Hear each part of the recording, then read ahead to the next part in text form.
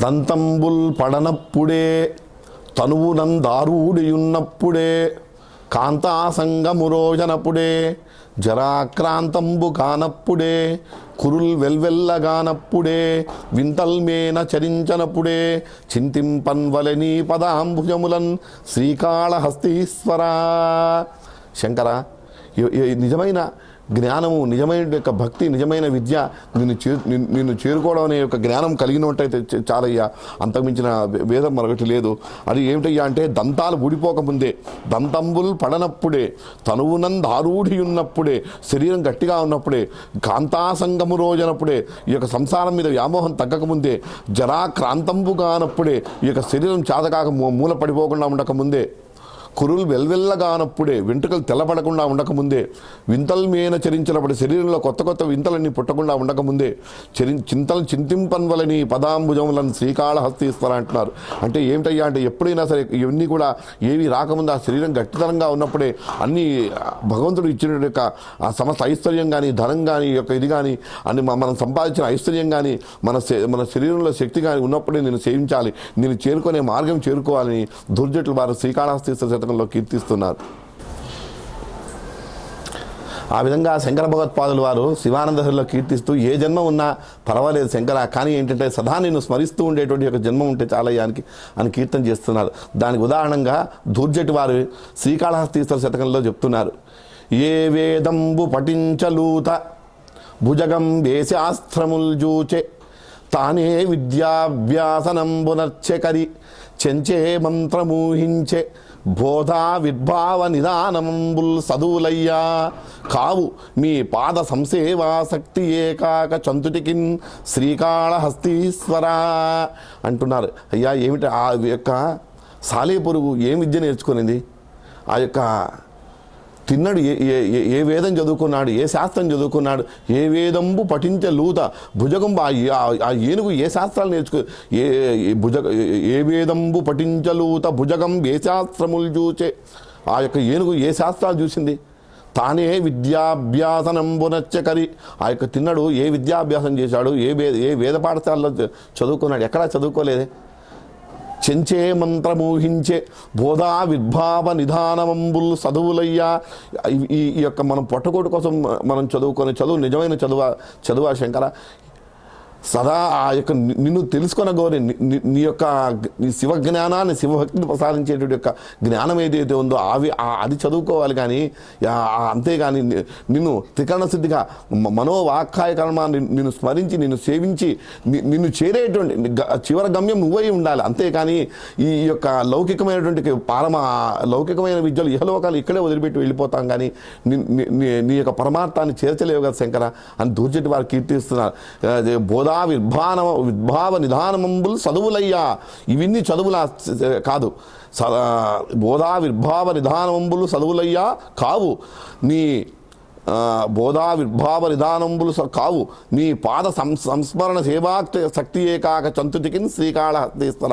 నీ యొక్క పాదాన్ని స్మరించేటి యొక్క జన్మం ఏదైతే ఉందో, ఏ చదువు అయితే ఉందో, ఏ విద్య అయితే నేర్పిస్తుందో అది నిజమైన చదువు అని కీర్తిస్తున్నారండి.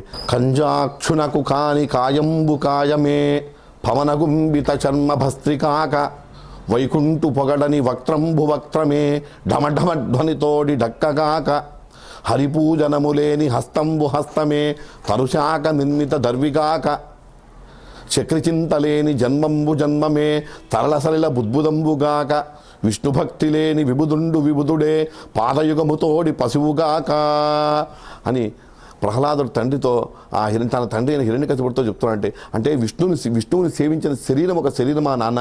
నిజమైన చదువు, నిజమైన విద్య, నిజమైన జ్ఞానము ఏమిటో ప్రహ్లాదు వారు తండ్రికి బోధిస్తున్నారండి. కంజాక్షునకు కాని కాయంబు కాయమే పవనగుంభిత జన్మ భస్త్రిగాక. అంటే ఆ యొక్క కంజాక్షుడు అంటే ఆ యొక్క కమలాక్షుడికి కాని శరీరం ఒక శరీరమా నాన్న? ఆ గాలి నింపిన ఒక గాలి బుడగని చెప్తున్నాడు. అంటే ఈ యొక్క శరీరం అనేది ఉత్త గాలి అటు ఇటు ఆడుతుండే ఒక గాలి బుడగని చెప్తున్నాడండి. కంజాక్షణకు కాని కాయంబు కాయమే పవన గుంబిత చర్మ భస్త్రికాక వైకుంఠు పగడని వక్త్రంబు వక్త్రమే ఢమఢమ ధ్వనితోడి డక్కగాక. ఆ వైకుంఠుని, ఆ యొక్క వైకుంఠ నా లక్ష్మీనారాయణని కీర్తించిన ఒక నోరా నాన్న, అది ఆ డమడమలాడించే ఒక డక్క అంతే తప్ప ఒక డక్క ఎలా అయితే శబ్దం చేస్తూ కొట్టినప్పుడు అలాంటి శబ్దం చేసే ఒక డక్క లాంటిది అటువంటి నోరు. ఎప్పుడు కూడా విష్ణునామము హరినామము నోట్లో వచ్చేటువంటి నోరే ఒక నిజమైన దాని నోరు అని చెప్పడానికి అర్హత ఉంటుందని చెప్తున్నానండి. వైకుంఠు పొగడని వక్త్రంబు వక్త్రమే ఢమఢమ ధ్వనితోడి డక్కగాక హరిపూజనము లేని హస్తంబు హస్తమే తరుశాక నిర్మిత దర్విగాక. అంటే ఆ యొక్క హరిపూజనము చేయని ఒక విష్ణుని సేవ చేయని విష్ణు అర్చించని ఒక చెయ్యి అన్నది ఒక దర్వి. ఒక యజ్ఞయాగాదులో మనం చేస్తాం చూడండి, సూక్ష్మాలను నెయ్యి వేసి చేస్తాం, అటువంటి ఒక దర్వి లాంటిది ఆ రెండు చేతులు కూడా సూక్ష్మాలని చెప్తారు. అటువంటి హరిపూజనము లేని హస్తంబు హస్తమే తరుశాక, తరు అంటే శరీరం నిర్మించిన రెండు దర్వి లాంటివి చెప్తున్నారు అనమాట. తరుశాక నిర్మిత దర్విగాక వైకుంఠు పగడని వక్త్రంబు వక్త్రమే ధమఢమ ధ్వనితోడి డక్కగాక చక్రి చింతలేని జన్మంబు జన్మమే తల్లసల్ల బుద్భుదంబుగాక. ఆ చక్రి చింతలేని ఒక జన్మమా నాన్న. ఇప్పుడు కూడా విష్ణువుని చింతించిన జన్మ ఒక జన్మ, అది ఒక బురదలో పుట్టేట ఒక గాలి వచ్చేట బుడగ లాంటిది. అటువంటి అది ఉంటే ఎంత పోతే ఎంత అని కీర్తి. చక్ర చింతలేని జన్మంబు జన్మమే తల్లసరిల బుద్భుదంబుగాక విష్ణు భక్తి లేని విభుదుడే పాదయుగము తోడి పశువుగాక అంటున్నాడు. ఒక్క మాటలో చెప్పాలంటే విష్ణు భక్తి లేని ఒక మనిషి ఆయన రెండు కాళ్ళు ఒక పశువు అంటాడు. అంటే పశువు రెండు కాళ్ళతో ఎంతకాలం మన స్వాధ్యత మన పొట్టగోడు కోసం మనం బతుకుతున్నామో కనీసం దాంట్లో 10వ వంతైనా 5వ వంతైనా మనం ఆ యొక్క భగవంతుని కీర్తించడానికి, ఆయన సేవించడానికి చేతులారంగా శివుని పూజింపడేని నోరు నొవ్వంగా హరికీర్తి నొడవడేని దయయు సత్యంబు లోనుగా తలపడేని కలుగనేటికి తల్లుల కడుపు చేటుంటున్నాడు. అంటే చేతులారా శివుని నిత్యం లేచిన వెంటనే ఆ పరమేశ్వరుని స్మరిస్తూ ఆ శివుని అర్చించే నిజమైన నిజంగా చేతులంటే అవే. చేతులారంగా శివుని పూజింపడేని నోరు నవ్వంగా హరికీర్తి నొడవడేని. నోరు నొప్పి పుట్టేటట్టుగా విష్ణువుని కీర్తిస్తూ ఉంటే నోరే ఒక నిజమైన నోరు. నోరు నవ్వంగా హరికీర్తి నొడవడేని దయయు సత్యంబు లోనుగా తలపడేని. ఎదుటివారి కష్టాల్లో ఉంటే దయ, జాలి, కరుణ ఉండేటువంటి వాడి హృదయమే నిజమైన హృదయం. ఆ విధంగా లేని ఒక జన్మ నాన్న.